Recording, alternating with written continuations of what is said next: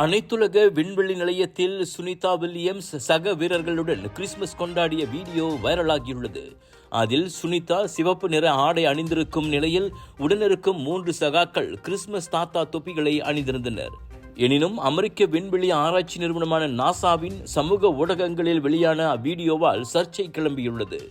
வெறும் 6 நாள் பயணமாக விண்வெளி சென்றவர்களிடம் 6 மாதங்களுக்கு பிறகு வரப்போகும் கிறிஸ்துமஸ் பண்டிகைக்கான அலங்காரங்கள் எப்படி வந்தன, அல்லது விண்வெளியில் நீண்ட நாட்கள் தங்கியிருப்போம் என்பது அவர்களுக்கு முன்பே தெரியுமா என்பன போன்ற பல கேள்விகளை வலைத்தளங்களில் கேட்டு வருகின்றனர். இந்நிலையில் வலைத்தளவாசிகளின் ஐயங்களுக்கு நாசா விளக்கம் அளித்துள்ளது. அதாவது நவம்பர் மாதம் விண்வெளி பயணமான ஸ்பேஸ் எக்ஸ் விண்கலத்தில் வைத்து கிறிஸ்துமஸ் மரம் உள்ளிட்ட அலங்கார பொருட்கள் அனுப்பி வைக்கப்பட்டன.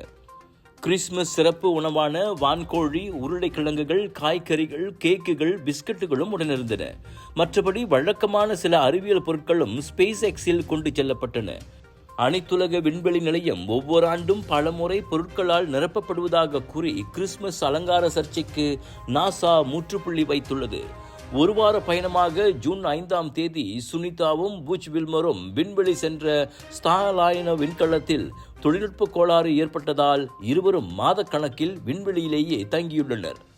மாற்று விண்கலத்தில் அடுத்த ஆண்டு மார்ச்சில் தான் அவர்கள் பூமி திரும்புவர் என எதிர்பார்க்கப்படுகிறது.